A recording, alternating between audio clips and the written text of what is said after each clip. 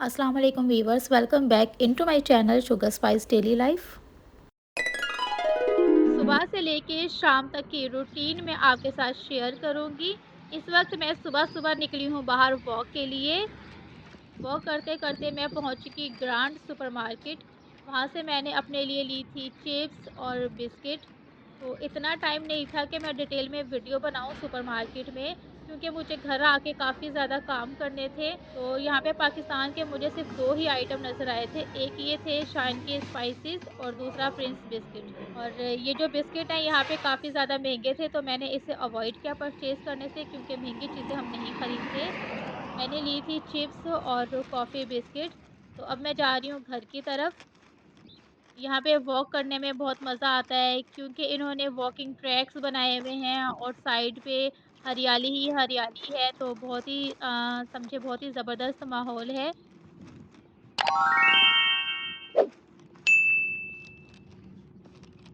तो बस मैंने ये चिप्स ली थी वहाँ से ओमान की, ये मुझे बहुत पसंद है। ये आपको 50 फिल्स में मिल जाती है, और ये मैंने कॉफ़ी बिस्किट भी लिया था, ये भी बहुत मज़ेदार है। ये मुझे 1 दरहम एंड 50 फिल्स में मिला था, यानी कि डेढ़ फिल्स में।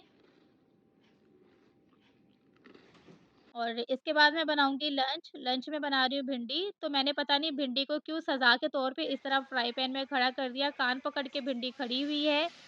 भिंडी को मैंने फ्राई करने के बाद साइड पे कर दिया है, और मैं अभी अनियन फ्राई कर रही हूँ, और जिंजर गार्लिक जो है मैंने ऑलरेडी फ्राई कर लिया है। तो इन सारी चीज़ों में मैंने स्पाइसेस डाल के मिक्स कर लिया, तो ये तैयार हो चुका है हमारा भिंडी का सालन। ये हमारा पंजाबी स्टाइल है भिंडी बनाने का, कि भिंडी कम होती है और उसमें प्याज़ ज़्यादा होते हैं। तो मैं अब तैयार कर रही हूँ रोटी। रोटियाँ बेलने में मैं थोड़ी-सी कामचोर हूँ, लेकिन मैंने एक आइडिया निकाला खुद से ही कि मैंने बड़े साइज़ का तवा परचेज़ कर लिया। तो क्या होता है कि 2 रोटी बनाने के बजाय मैं अब सिर्फ़ 1 ही बनाती हूँ।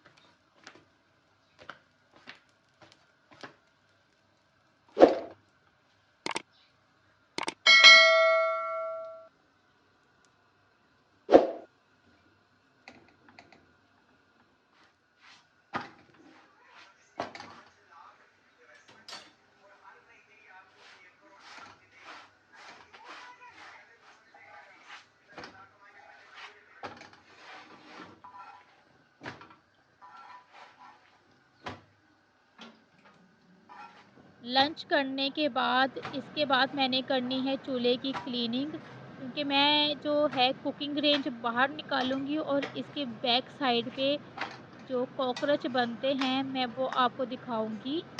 ये देखें लंच मैं कर चुकी हूँ इस वक़्त, ठीक है? तो मैं चूल्हा ये देखें बाहर निकाल रही हूँ, और इसके बैक साइड पे आपको गंद दिखाती हूँ कि कितना कचरा है यहाँ पे। तो ये सारी चीज़ें होती हैं कॉकरोच का मेन पॉइंट। सारे कॉकरोच यहीं बैठ के पार्टीज़ करते हैं। तो जहाँ पे जो गीली जगह होती है ना, जो जगह वेट होती है, जहाँ पे पानी जाता है, लाइक फ्रिज के पीछे हो गया, वॉशिंग मशीन के अराउंड हो गया, ये चूल्हे के साथ हो गया, क्योंकि इस चूल्हे के साथ है मेरा क्या कहते हैं सिंक है। तो जहाँ पे मैं बर्तन वगैरह धोती हूँ, थोड़ा-थोड़ा पानी यहाँ पे गिरता रहता है। तो यहाँ पे नमी पैदा होती है, और नमी में बनते हैं कॉकरोच। तो ये जो है एक दफ़ा घर में अगर एक भी कॉकरोच आ जाता है ना, तो समझिए वो अपने ख़ानदान बनाना शुरू कर देता है। वॉल्स भी क्लीन कर लूँगी, और इसे डेटॉल से, सोप से अच्छी तरह से मैं क्लीन करूँगी। और वैसे भी हमारा जो है डिसाइड हुआ हुआ है कि इस वीकेंड पे हमने पेस्ट कंट्रोल ज़रूर करवाना है, क्योंकि हमारा जो किचन है ना, ये किचन जो डोर पे किचन होता है ना स्टूडियो में, हमारा वो किचन है। मतलब जहाँ हम लोग पहले रहते थे वहाँ पे हमारा ओपन किचन था। तो मेरे लिए बहुत ही ईज़ी होता था कि फ्रिज को मैं मूव कर सकूँ, वॉशिंग मशीन को भी मैं मूव कर लेती थी। थोड़ी हैवी होती है ये वाली वॉशिंग मशीन, लेकिन मैं मूव कर लेती थी। और कुकिंग रेंज को मैं डेली मूव करके पीछे से क्लीन किया करती थी। लेकिन अब यहाँ पे ये जो किचन है, ये स्टूडियो किचन है, मतलब डोर पे बनाया हुआ किचन है। तो यहाँ पे हम चीज़ों को मूव नहीं कर सकते, क्योंकि ये सारी चीज़ें जो है फिक्स की हुई हैं। तो मैंने इसको क्लीन कर लिया है, अब इससे ज़्यादा मुझसे क्लीन नहीं हो रहा था। और जो कुकिंग रेंज है वो भी मैंने अंदर से बाहर से पूरी तरह से अच्छी तरह से क्लीन कर लिया है। और अब मैं इसे वापस कर दूँगी। और ये जो मेरी क्लीनिंग है वो हो चुकी है।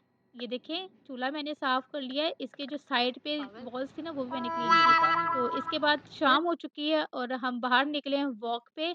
तो बस इसके साथ ही वीडियो का मैं करूँगी इख्तिताम।